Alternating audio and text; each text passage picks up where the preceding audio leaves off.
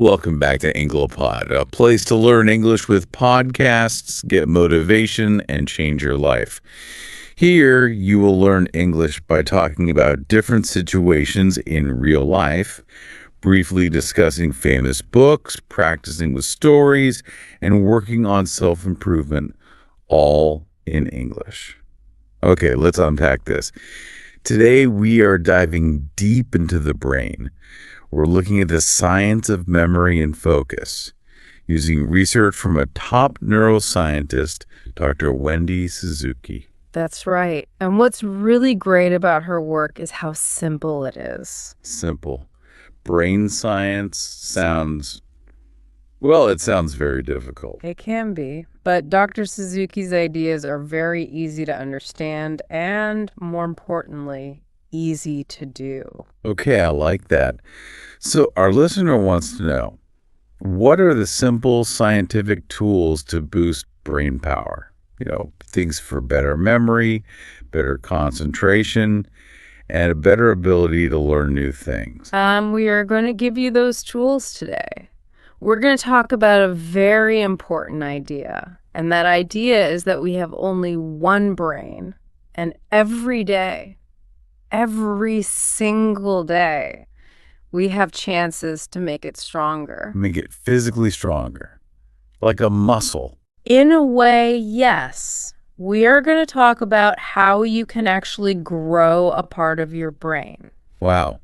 Okay. And to do that, we need to understand a bit about brain science, or what's the word? The word is neuroscience. Neuroscience. Yeah, it just means the science of the brain and the nerves. We're going to break it all down into simple, actionable steps. Perfect. So where do we start? We start with memory. Before we can make the brain stronger, we need to know how memory actually works. Okay. How does something I see for just a moment become a memory I have for my whole life? That's the big question. And Dr. Suzuki says there are 4 keys. 4 ways an event gets a strong hold in your brain. 4 keys to long-term memory. Okay, I'm ready. What's the first one? The first key is novelty. Novelty. What does that mean? Novelty means something is new or fresh, something you have not seen or done before. Ah, okay. A new experience. Exactly. If you experience something for the first time, your brain pays special attention. It's more likely to stick in your long-term memory because it's different from your normal day. That makes sense. I don't remember my breakfast from last Tuesday. Probably not. But I do remember the first time I visited a new country. I remember the airport, the smells, everything. That is a perfect example. That trip was full of novelty, new sights, new sounds, new people. The newness helps the brain remember it much, much better. Okay, so key number 1 is novelty, the new thing. What's next? Key number 2 is repetition. Doing something again and again? Exactly.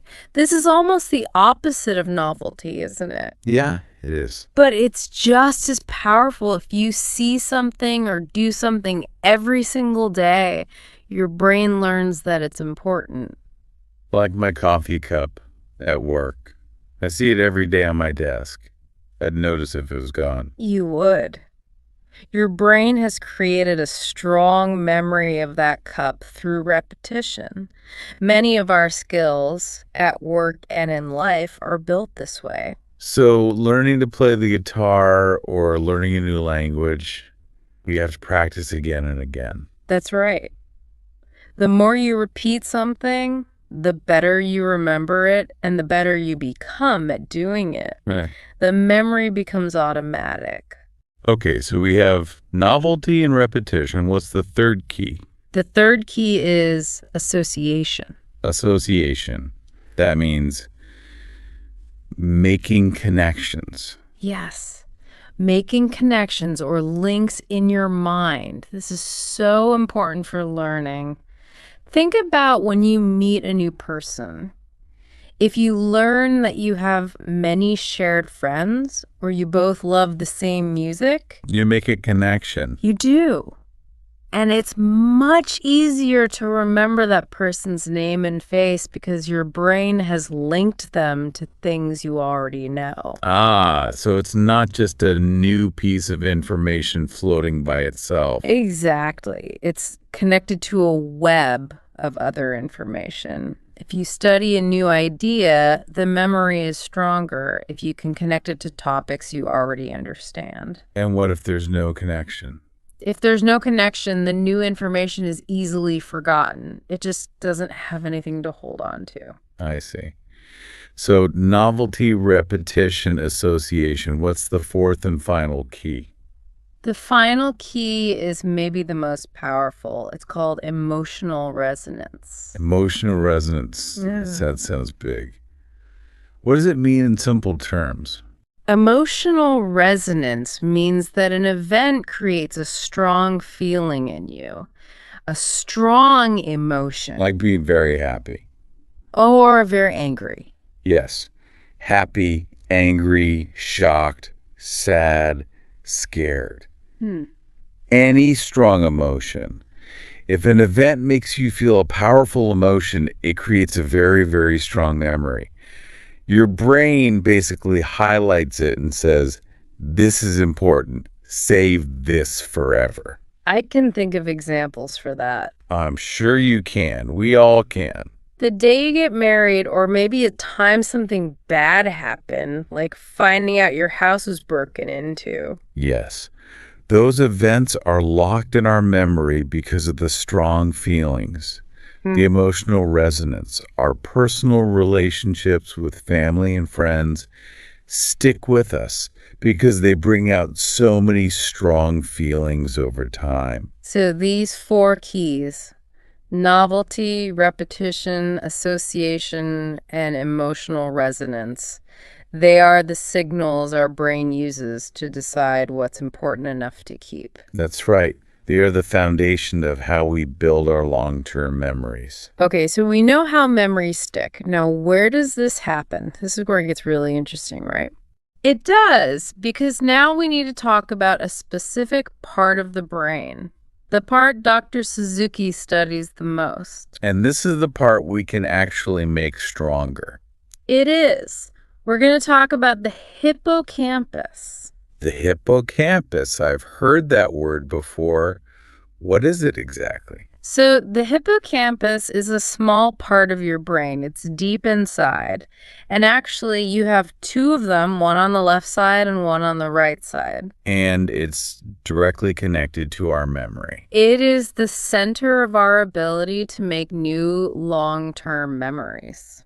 To understand how important it is, we should talk about a famous case in neuroscience. The patient known as HM. Yes.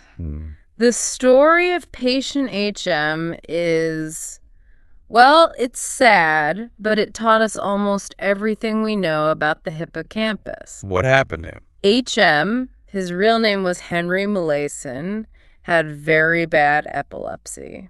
Epilepsy is a condition that causes seizures where the brain's activity becomes uncontrolled. And his seizures were very severe. Very. So back in the 1950s, doctors tried a new surgery to help him.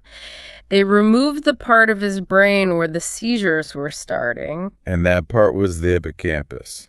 It was. They removed both of his hippocampi.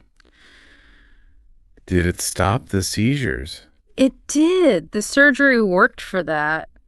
But it had a result that nobody expected.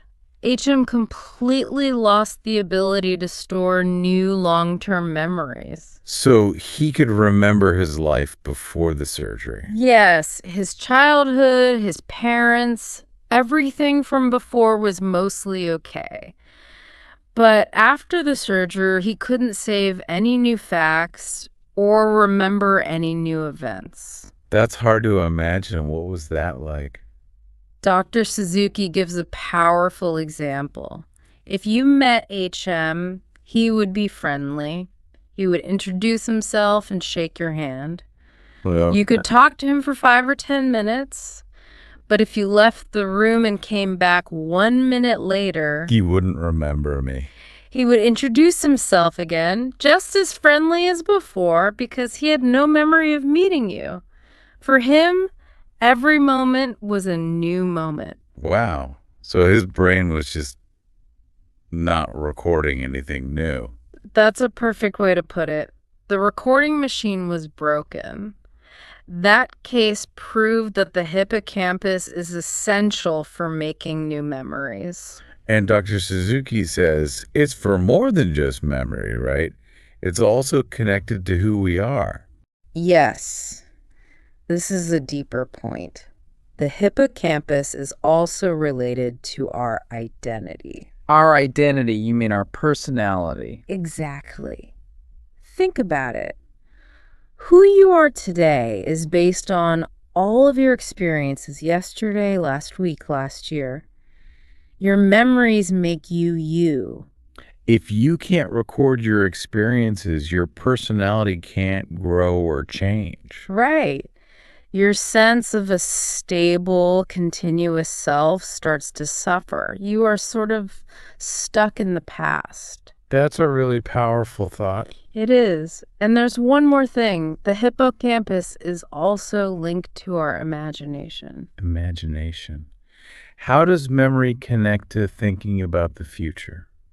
Well, when you imagine yourself doing something new, like on a future vacation or in a new job, what is your brain doing? I guess I'm picturing things. You're picturing things. And to do that, your brain takes little pieces of old memories, a beach you've seen, an office you've worked in, feelings you've had, and it combines them in a new way to create a picture of the future. Ah, so it uses old memories as building blocks for future thoughts. Precisely. If you have a weak hippocampus or no hippocampus like HM, your ability to imagine new situations is very limited. You can't plan for the future as well. So a healthy hippocampus means a strong memory, a stable identity, and a good imagination. That's the goal. This is why Dr. Suzuki's work is so exciting. She wants to help us all get what she calls a big, fat, fluffy hippocampus. A big, fat, fluffy hippocampus. I like the sound of that. It just means making that part of your brain grow, making it bigger and stronger. And when we do that, we strengthen our memory, our focus, and our ability to learn. So this is the big question. How did she discover the key to doing this? It wasn't in a lab, was it? Her personal life led her to this research. That's right. The story is really interesting. She was a young professor in New York, a very busy academic student. And she was working really hard to get a permanent job, right? I think it's called tenure. Yes, tenure. It's a very stressful time for a professor. For 6 years, between about age 30 and 40, her life was all about work. What was her lifestyle like during that time?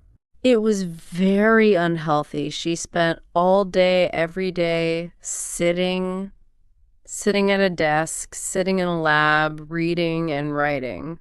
Lots of mental work, but not much physical work. None at all. And she was in New York, so she ate a lot of fast food, a lot of unhealthy food.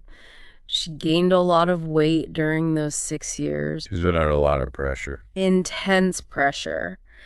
And then she decided to take a trip. A vacation. To Peru. Yes, to Peru. She went on this adventure trip with lots of difficult walks and hikes. And she realized something. What was that? She realized she was the weakest person in the group. She felt physically much weaker than everyone else. Oh, that must have been a bad feeling. She said she felt embarrassed. And that feeling made her decide she had to change. So that trip was the turning point. It was the turning point for her body. When she got back to New York, she started going to the gym. She took aerobic classes, cardio exercise that gets your heart rate up. And did it work? It did. After about a year, she had lost all the extra weight. But then she noticed something else. Something amazing. The change in her brain. Yes. One day, she was sitting at her desk, writing a very complicated academic paper. This kind of work needs high focus and the ability to connect many different ideas. Yeah. And she noticed it was easy. Her brain was working so much better. Ideas were connecting. The writing was flowing. She realized this improvement had been happening for a while.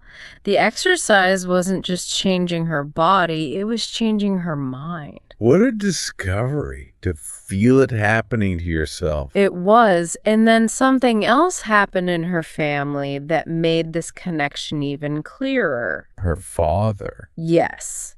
At the same time she was feeling this mental boost, her father started to develop Alzheimer's disease. Dementia. A loss of mind function. A very sad loss of mind function and memory. And she looked at her parents. Her father had always been very mentally active. He worked in Silicon Valley, but he was not physically active. And her mother. Her mother had the same diet and lifestyle, but she was always physically active. She exercised regularly, and her mind was still very healthy and strong. Wow. So she saw the difference right there in her own family. She did. The combination of her own brain getting stronger from exercise and her father's brain getting weaker without it. It gave her a new research question. What is the exact connection between physical exercise and brain power? Especially as people get older, that question changed the direction of her entire career. Okay, let's unpack this. We have the personal story. Now let's get into the science. What actually happens inside your brain when you exercise? It's a fascinating chemical process. When you move your body and your heart rate goes up, two main things happen in your brain. Two things. What's the first one? First, your brain releases a mix, a kind of cocktail of helpful chemicals and hormones. Who's in this cocktail? Things you might have heard of, like dopamine. Dopamine helps you feel pleasure and motivation. Okay. And serotonin, which helps you feel calm and happy. It improves your mood. That's why you feel so good after a workout. Exactly. And another one is more adrenaline, which helps you focus and pay attention. So right away, you get a mood boost and a focus boost. But that's a short-term feeling. What about the long-term change, the actual brain growth? That comes from the second thing that happens. The most important substance released is something called BDNF. BDNF. BDNF. It stands for brain-derived neurotrophic factor. But you don't need to remember the long name. Okay, good. Dr. Suzuki has a much better way to describe it. She says BDNF is like fertilizer for your brain. Fertilizer? Like what you put on a garden to make plants grow. Exactly like that. This BDNF is the magic ingredient. It goes directly to the hippocampus. The memory center we talked about. Yes. And here is the crucial action. BDNF causes new cells to grow in the hippocampus. It actually makes new brain cells. It literally helps your brain create brand new neurons. This is the physical change. This is the growth. That is incredible. So every time you exercise, you're releasing this fertilizer for your memory center. You are. And this growth directly improves your memory and your ability to learn new things. So regular exercise is like training for your hippocampus. You're not just training your legs, your heart. You are making it stronger, bigger, and more effective, just like training a muscle. This is the science that connects moving your body to building a better brain. So if BDNF is the key, the next question is, how much exercise do we need? This is where we get into the practical numbers. Right. Dr. Suzuki wanted to know the minimum amount of exercise needed to see a positive effect. To find the answer, she did some experiments. And her studies were important because she looked at regular adults, right? Not just super athletes or very old people. Correct. She focused on people between 30 and 50 years old. In her first experiment, she studied what she called the low-fit group. The low-fit group. Who were these people? These were people who exercised very little, less than 300 minutes, which is 5 hours per week. So pretty inactive. Okay. And what did she ask them to do? It was a simple program. She asked them to do cardio exercise 2 to 3 times per week. Cardio is any exercise that makes your heart beat faster. Yes, like fast walking, jogging, cycling, anything like that. Each exercise session was for 45 minutes, and they did this for 3 months. And she had a second group to compare them to, a control group. Yes. The control group did not do physical exercise. Instead, they did mental exercises. They played Scrabble. Scrabble, the word puzzle game. So their minds were active, but their heart rates were not going up. Exactly. This was important to be sure that the effects came from the physical exercise itself. So after 3 months, what were the results? The results for the exercise group were significant. They improved in many ways. First, their mood and energy. They just felt much better every day. They were happier and had more energy. I think anyone who starts exercising feels that. For sure. Second, their body image improved. They had a better, more positive view of their own bodies and their fitness. That makes sense too. And third, the exercise itself became easier for them. That's a key point. The more you exercise, the easier it gets. Okay, but what about the brain? What about their memory and learning? This was the biggest finding. Their cognitive scores were much higher. They performed much better on memory and learning tests. Better than they did before the study. Yes, and much better than the Scrabble group. The test showed that the function of their hippocampus had really improved. So the conclusion is clear. Very clear.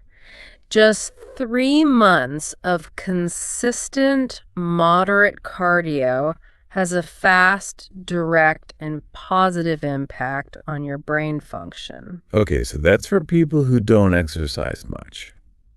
What about people who are already exercising a little bit? Does more exercise mean more benefit? That was the question for her second experiment with the mid-fit group. And who were they? These were people who were already exercising moderately. They were doing the 2 to 3 sessions per week for 45 minutes. So she asked if exercising more than that still helps the brain? Exactly. So she made 2 groups again. Group 1 continued their regular moderate exercise. And group 2. Group 2 was told to exercise as much as they wanted. For example, 5 to 7 times per week. They increased how often they exercised. And what did the results show? The results showed a direct link. The more they exercised, the stronger their brains became. So even for people who are already active, increasing the amount of cardio helps even more. It does. It confirmed that there is a direct relationship. More exercise leads to more brain benefits. It's not something that stops helping after a certain point. So what does this all mean for us every day? We know we need cardio, but what is the absolute least we can do to get a benefit? That's a great question. Let's talk about the minimum effective dose, or the smallest amount that helps. Dr. Suzuki says that to get an immediate positive effect on your energy and mood, you don't need a lot. How little? Even just 10 minutes of walking per day can give you a noticeable boost. 10 minutes. Everyone has 10 minutes. Right.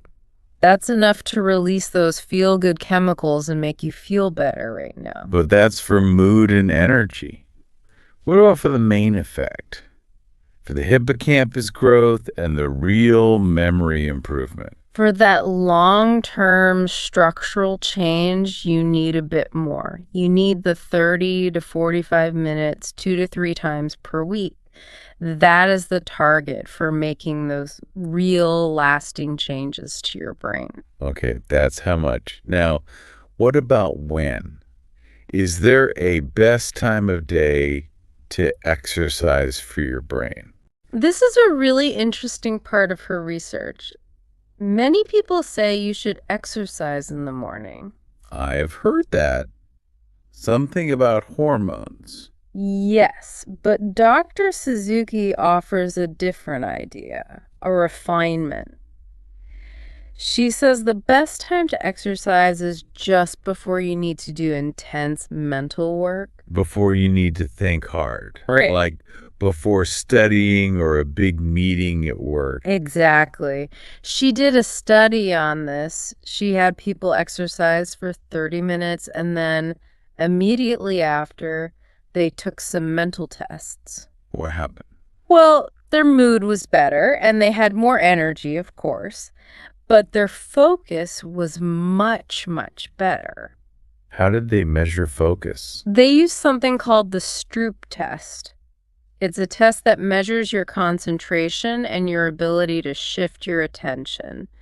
The exercise group performed much better. Their reaction times were faster too. So you get an immediate brain boost right after you finish exercising. You do. But the most important question is, how long does that boost last? Right. Is it just for a few minutes? No. And this is the crucial part. Her tests showed that the brain continued to work at this higher level with better memory and focus for up to 2 hours after the exercise was finished. 2 hours. That's a huge window of opportunity. It's a very valuable window of high quality focus. So the practical application is this.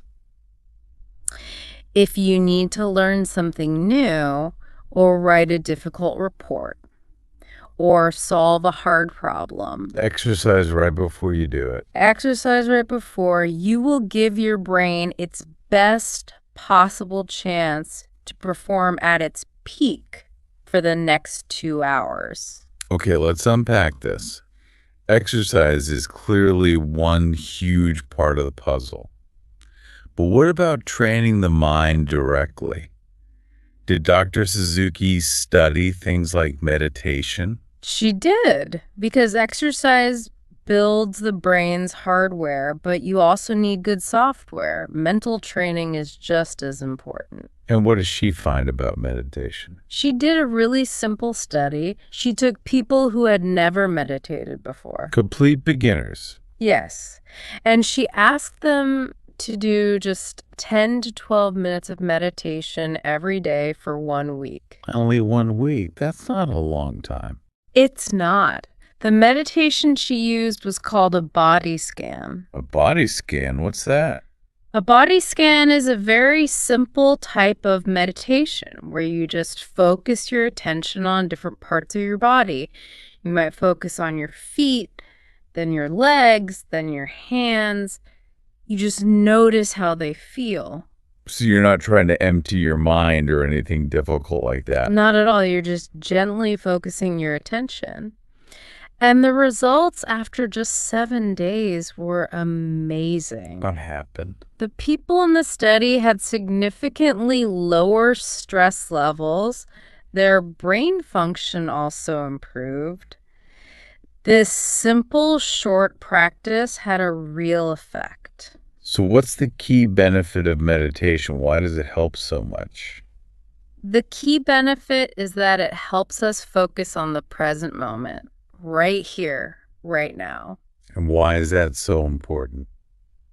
Because so much of our stress and our problems come from thinking about other things. We worry about the future, or we think about mistakes from the past, things we cannot control. And modern life makes that worse, doesn't it? With social media and news all the time. It makes it so much worse. Our phones are always pulling our attention away from the present. We see things that don't really affect us, like what an old friend is eating for lunch, and it uses up our mental energy. So meditation is like exercise for our attention muscle. That's a perfect way to describe it. Dr. Suzuki has her own practice she calls key meditation. She just focuses completely on the experience of making and drinking a cup of tea.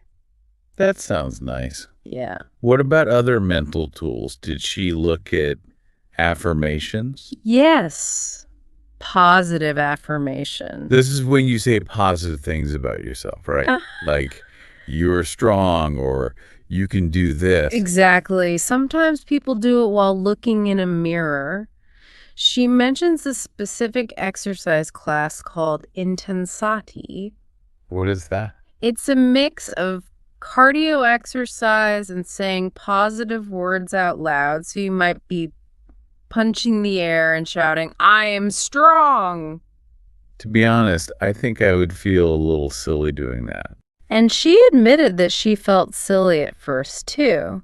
But she quickly found that it worked. It produced very positive results. The combination of moving your body and saying those positive words creates a really powerful feeling of confidence and energy. So if we connect this all to the bigger picture, what we've seen is that our physical health and our mental health are not separate. They're deeply connected. Deeply connected through the brain, especially through the hippocampus. And the great news is we don't need complex, difficult tricks to improve our brains. So what does this all mean? At the end of her interview, Dr. Suzuki was asked for the simplest, most essential habits for brain health and for longevity, for living a long, healthy life. And her answer was very clear. She offered what she calls the simple 3. These are the most important things you can do starting today to keep your mind strong. And they're all things we have talked about.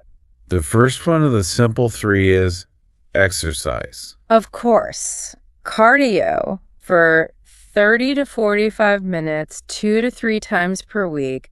That is the best way to get that BDNF, that brain fertilizer, working for you. The second one is meditation. Yes, even just 10 minutes every day. A simple body scan to help you focus on the present moment and reduce your stress. And the third and final one of the simple 3. Sleep. Getting proper rest. We didn't talk as much about sleep, but it's so important. It's absolutely essential. Sleep is when your hippocampus does its work. It takes the memories from the day and makes them permanent. It also cleans the brain.